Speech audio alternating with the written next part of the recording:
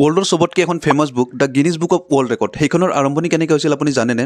sir huge বেভাৰ এজন beer কোম্পানীৰ মালিক আছিল আৰু তেওঁ এদিন চিকাৰ কৰিব পৰা গৈছিল আৰু চিকাৰ কৰিব যাওঁতে তেওঁ এটা চৰাই শ্বুট কৰিছিল আৰু সেই চৰাইটো উৰি গৈছিল আৰু তেতিয়াই ষ্টাৰ্ট হৈছিল এটা ডিবেট যে ইউৰোপৰ সবতকৈ ফাষ্টেষ্ট বাৰ্ড কোনটো হয় বহুতে বহুত এনচাৰ দিছিল কিন্তু ভেৰিফাই কৰিবৰ বাবে কোনো ট্ৰাষ্টেড চ'ৰ্চ নাছিল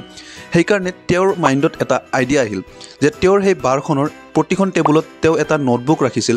আৰু যোনে কিছুমান আচৰিত আৰু অদ্ভুত ফেক্টবোৰ জানে সেই নোটবুকবিলাকত লিখিব দিছিল আৰু সেইটো ভেৰিফাই কৰিবৰ বাবে তেওঁ দুজন ভায়েকক হায়াৰ কৰিছিল নৰিছ আৰু মেকউইষ্টলাৰ তেওঁলোকৰ কাম আছিল যে সেই অদ্ভুত আৰু আচৰিত কথাবোৰ ভেৰিফাই কৰা আৰু ডকুমেণ্ট কৰা আৰু তেনেকৈ